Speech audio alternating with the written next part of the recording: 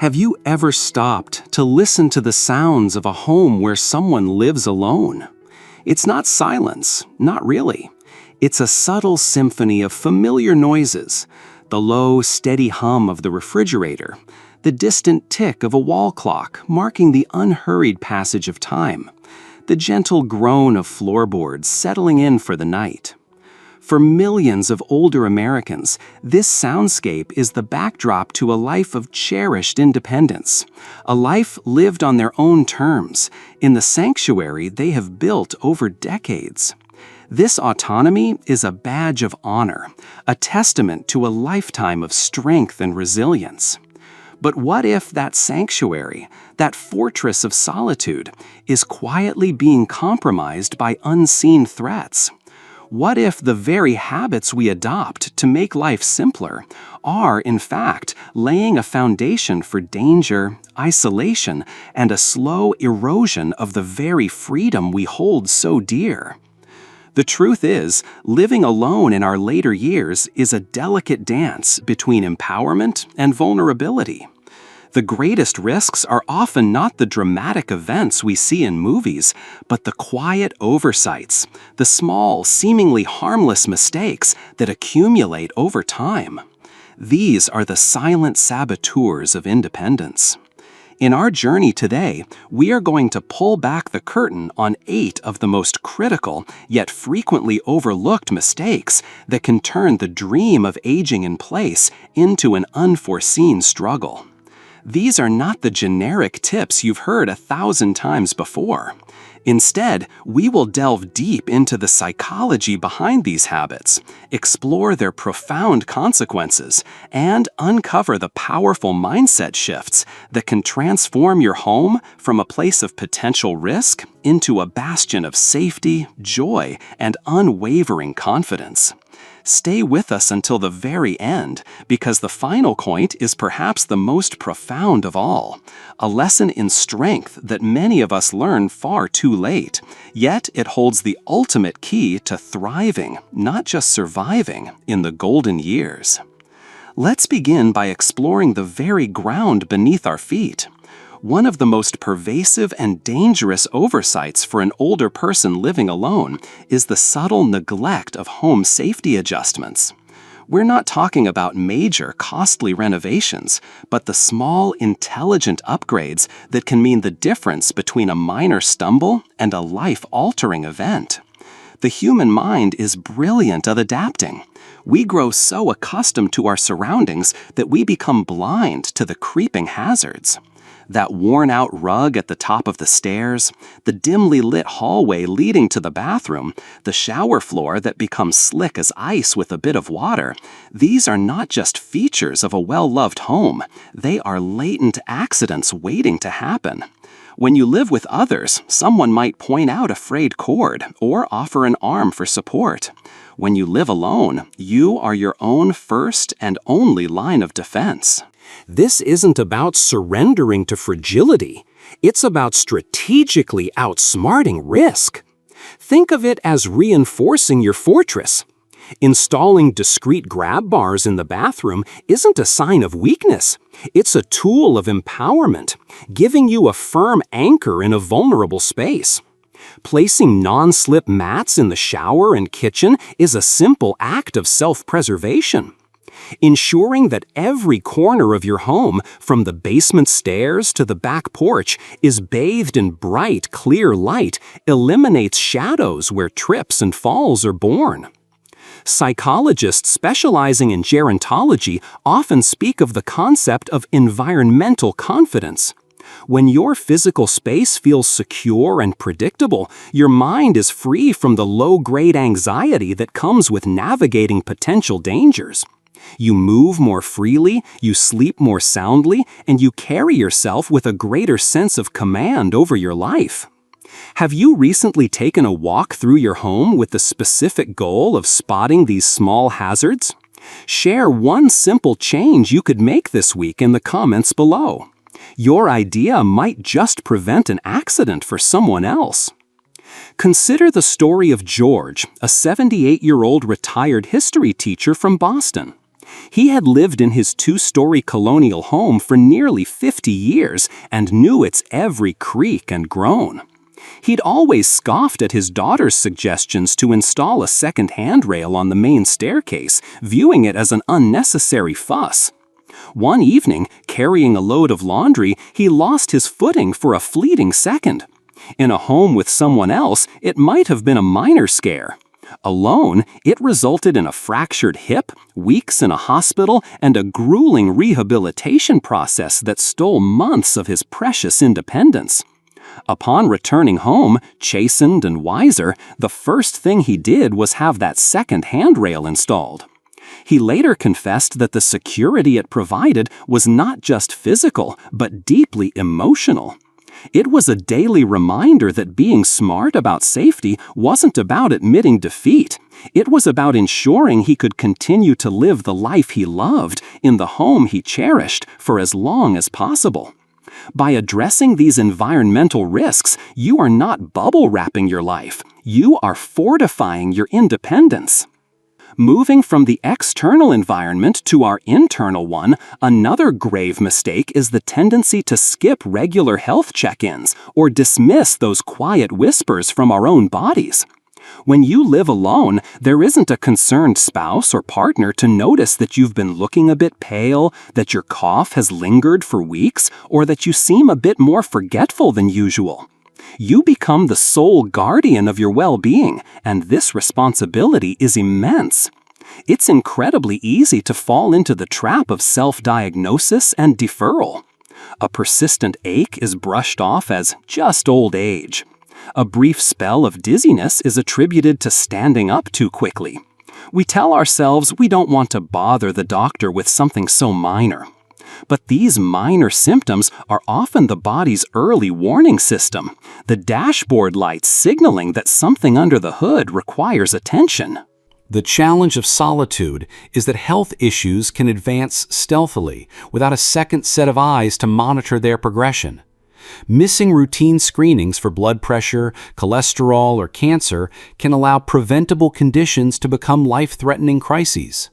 A 2019 study from the American Geriatric Society found that seniors living alone were significantly more likely to be hospitalized for conditions that, if caught earlier through routine care, could have been managed on an outpatient basis. This isn't about becoming a hypochondriac, it's about becoming a proactive CEO of your own health. Keeping a dedicated calendar for appointments, setting medication reminders on your phone, and having a trusted friend or family member you can call for a ride or a post-procedure check-in are not signs of dependency. They are the strategic scaffolding that supports a long, independent life. If you're finding this discussion valuable and it's making you think, please take a moment to hit that like button and subscribe to the channel. Your support is what allows us to create more content like this to help our community thrive. Don't forget to turn on the notification bell so you never miss an update. Let's bring this to life with the story of Linda, a vibrant 72-year-old artist living in Scottsdale, Arizona. Linda felt fantastic. She walked daily, ate reasonably well, and prided herself on never being sick. She hadn't seen her primary care physician in over 2 years, figuring if it ain't broke, don't fix it. She had been ignoring a nagging, intermittent headache and a feeling of being off balance now and then. One afternoon, while working in her garden, she fainted. She woke up to the worried face of a neighbor who had seen her fall. In the hospital, she was diagnosed with dangerously high blood pressure, a silent condition that had likely been building for years. The scare was her wake-up call. Linda now sees her doctor every 6 months. With small adjustments to her diet and a low-dose medication, her blood pressure is under control and her dizzy spells have vanished.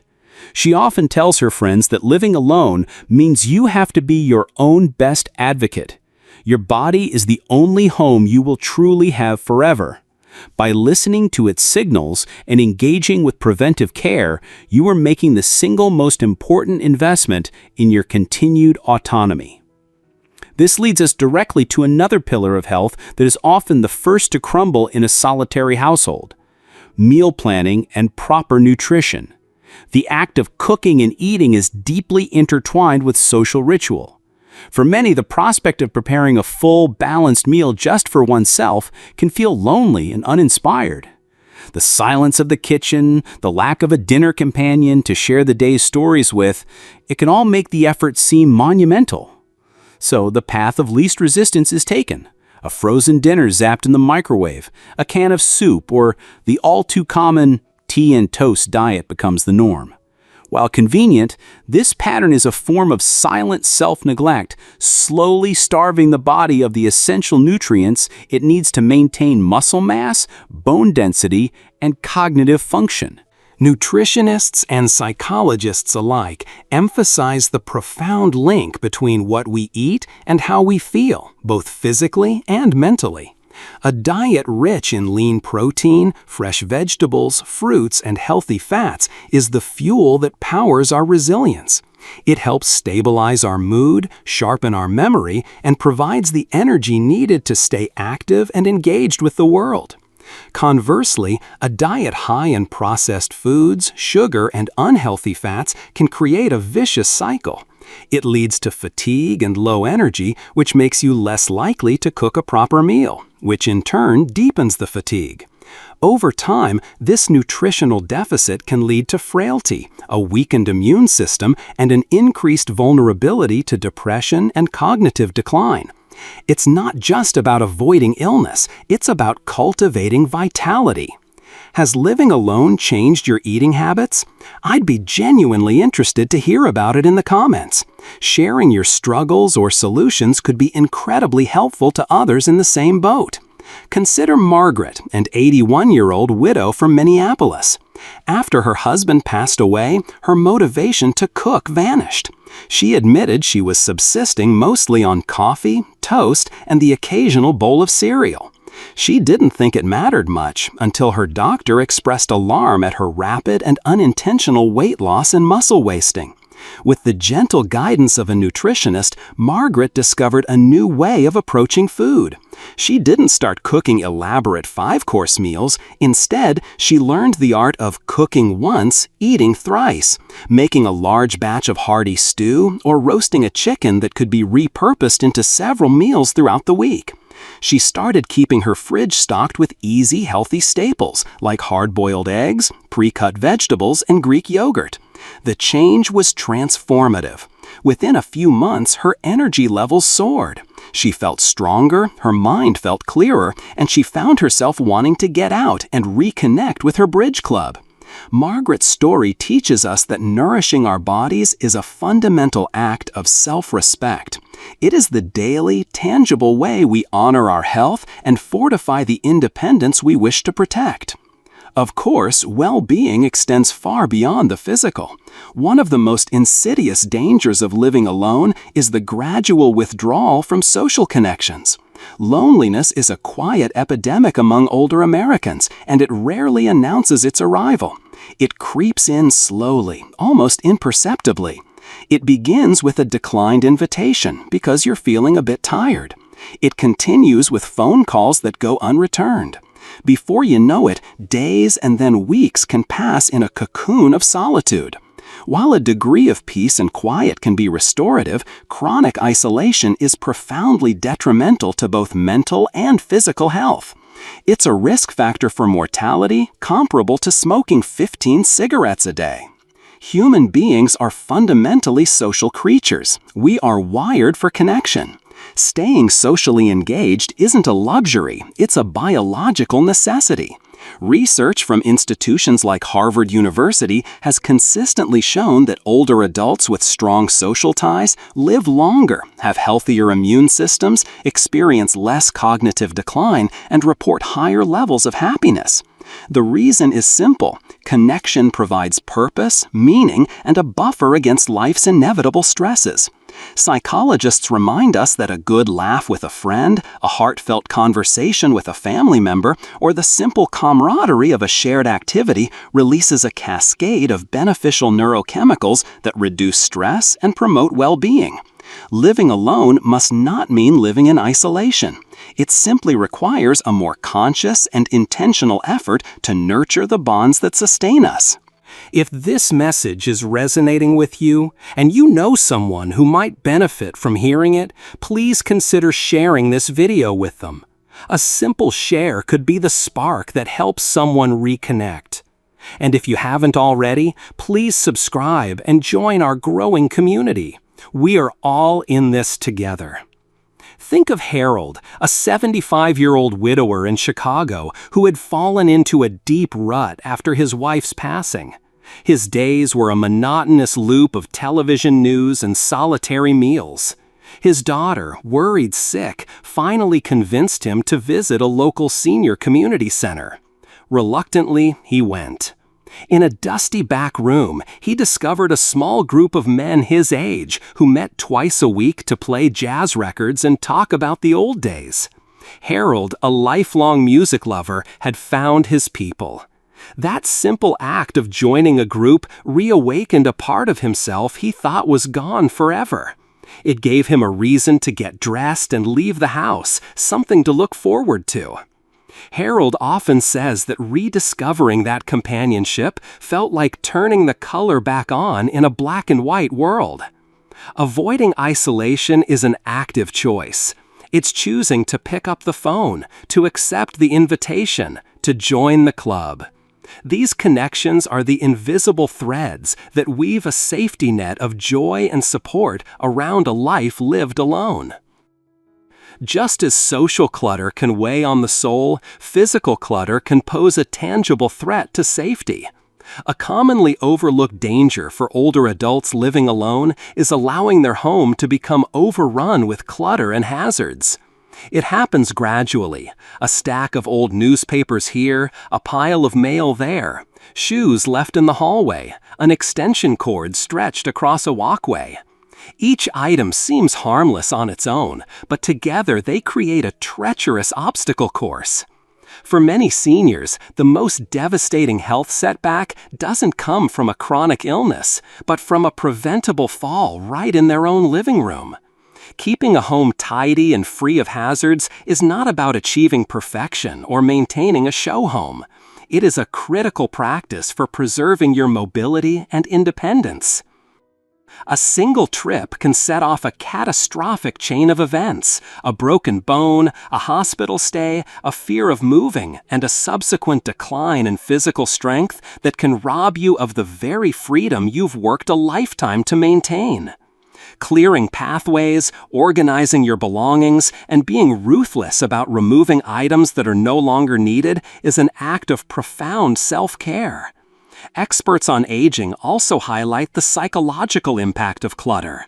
A disorganized, crowded environment can contribute to feelings of stress, anxiety, and being overwhelmed. It can create a constant, low-level sense of unease. In contrast, a clean, orderly space promotes a sense of calm, clarity, and control.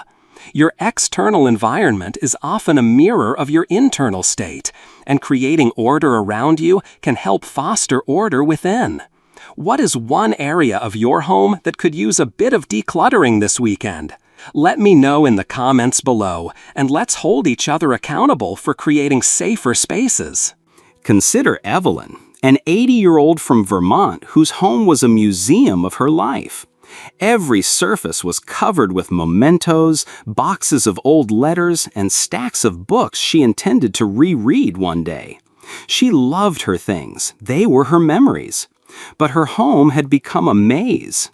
One afternoon, while carrying a cup of tea, she tripped over a box near the kitchen and fractured her wrist. The injury was painful, but the recovery was a logistical nightmare. During this time, her children gently helped her sort through and organize her home. They didn't throw everything away. They helped her curate her most precious memories into display cabinets and albums. When the process was finished, Evelyn was stunned.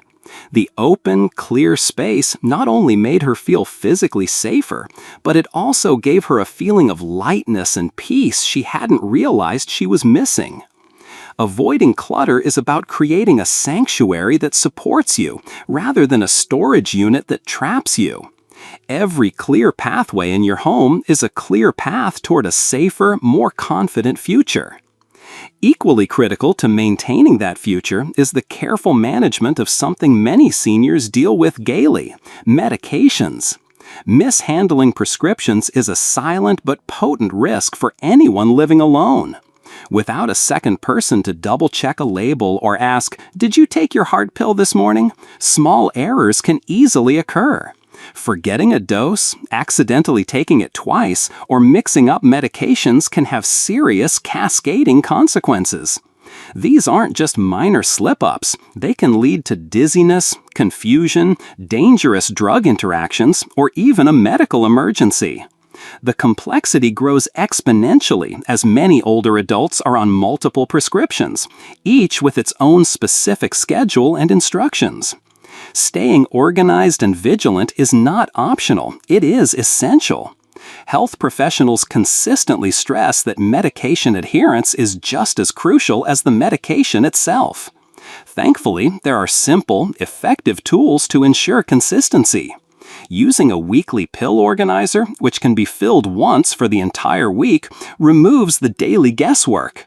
Setting alarms on a smartphone or a simple kitchen timer can serve as an invaluable reminder. Many pharmacies also offer services like prepackaged daily doses to simplify the process. These systems are not crutches, they are instruments of control. They empower you to manage your health with precision and confidence. If you're still with us and finding this helpful, let me know by commenting the number 6 down below. It's a great way to let me know you're engaged, and it really encourages us to keep making informative content. Thank you for your support. Let's look at the case of Samuel, a 76-year-old retired engineer from Houston, Texas. A man who'd spent his life designing complex systems, Samuel was surprisingly haphazard with his own medication routine. He often couldn't remember if he'd taken his morning pills, sometimes skipping them, and other times taking a second dose just in case. This inconsistency left him feeling perpetually foggy and unsteady on his feet. After a particularly bad spell of dizziness landed him in his doctor's office, his physician recommended a simple, low-tech solution: a weekly pill box and a checklist taped to his refrigerator. Samuel implemented the system immediately. The change was remarkable. He felt more alert, stable, and in control than he had in years. He said it was like lifting a heavy weight of uncertainty off his shoulders. Avoiding medication errors is one of the most direct ways to protect your health and preserve your ability to live independently. A clear, consistent system is your best defense against the silent risks that could otherwise undermine the life you've built. Beyond physical health, financial health is a cornerstone of independence, and neglecting it can be just as perilous. One of the more sensitive but critical mistakes older adults can fall into when living alone is a lapse in financial discipline. Without a partner to act as a second pair of eyes, small oversights can quickly snowball into significant problems. A forgotten bill can lead to late fees and a damaged credit score. An unreviewed bank statement might hide fraudulent charges. And a moment of vulnerability on the phone can lead to falling victim to the sophisticated scams that specifically target seniors living alone. These financial stumbles don't just deplete your savings, they can directly threaten your ability to remain in your own home. Maintaining financial discipline is about safeguarding your security and your dignity. It requires proactive habits. Setting up automatic payments for recurring bills like utilities and insurance can prevent simple forgetfulness from causing a crisis. Scheduling a monthly money date with yourself to review bank and credit card statements is essential for catching errors or fraud early. And perhaps most importantly, cultivating a healthy dose of skepticism is your best defense against scammers. A legitimate organization like the IRS or Social Security will never call you demanding immediate payment or personal information over the phone. Psychologists note a strong correlation between financial anxiety and overall well-being. When your finances are disorganized or precarious, it creates a pervasive stress that can impact your sleep, your health, and your happiness. Conversely, having your financial house in order provides a profound sense of peace and confidence that permeates every other aspect of your life. Helen, an 82-year-old who had always prided herself on her sharp mind, was mortified when her power was temporarily shut off because she'd misplaced the utility bill in a pile of junk mail. It was a wake-up call. With her son's help, she set up autopay for her essential bills and a simple filing system for her important documents. The relief was palpable. Securing your finances isn't just about numbers on a page. It's about ensuring you have the resources and the peace of mind to live your life on your own terms. And this brings us to our final and perhaps most powerful point. The single most damaging mistake an older person living alone can make is refusing to ask for help. In a culture like ours in America, which lionizes rugged individualism and self-sufficiency, asking for help can feel like a confession of failure. We're taught from a young age to pull ourselves up by our own bootstraps. Many seniors believe that to maintain their independence, they must handle every single task by themselves, no matter how difficult or risky it has become. But this is a dangerous and deeply flawed paradox. The stubborn refusal to accept support is often the very thing that leads to the loss of independence. True strength and wisdom lie in recognizing your limits and knowing when to lean on your community. Asking a neighbor to help bring in the heavy groceries, hiring a local teenager to mow the lawn, or calling a family member for a ride to a doctor's appointment are not acts of surrender. They are strategic decisions that conserve your energy for the things you love, prevent injuries, and keep you safe.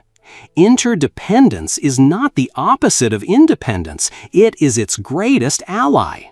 When you allow others to help you, you are not just receiving a service, you are strengthening social bonds, building a network of mutual trust, and creating the very safety net that allows you to continue living alone with confidence. Think of Robert, an 84-year-old in Denver who, for years, had insisted on shoveling his own driveway after every snowstorm. It was a point of pride.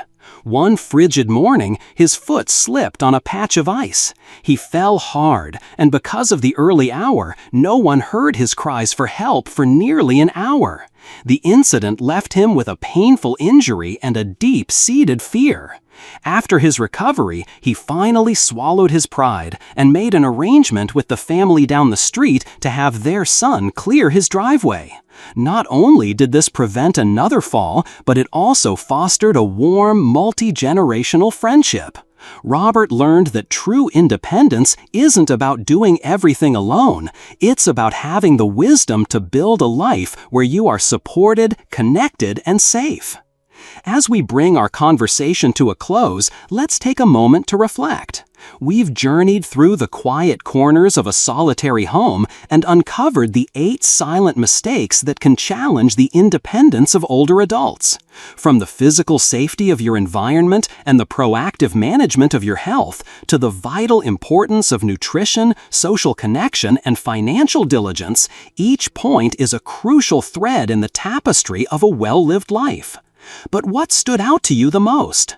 Was it the practical reminder to install a grab bar, the emotional call to reconnect with an old friend, or perhaps the profound realization that asking for help is an act of ultimate strength?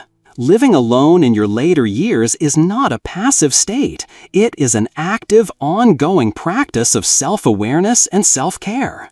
It's about making conscious choices every single day that protect your well-being on every level: physical, emotional, and social. By understanding and avoiding these common pitfalls, you are not just preventing problems, you are actively building a foundation of strength, dignity, and peace of mind that will sustain you for years to come. This journey is not merely about survival, it is about thriving. thank you so much for spending this time with us today. Your voice and your experience are incredibly valuable to this community. Please leave a comment below and share one insight you gained today, or one small change you plan to make in your life based on our discussion. Reading your thoughts gives us immense motivation. If you found value in this video, please show your support by giving it a like, subscribing to our channel, and sharing it with someone you care about. We look forward to seeing you in the next video.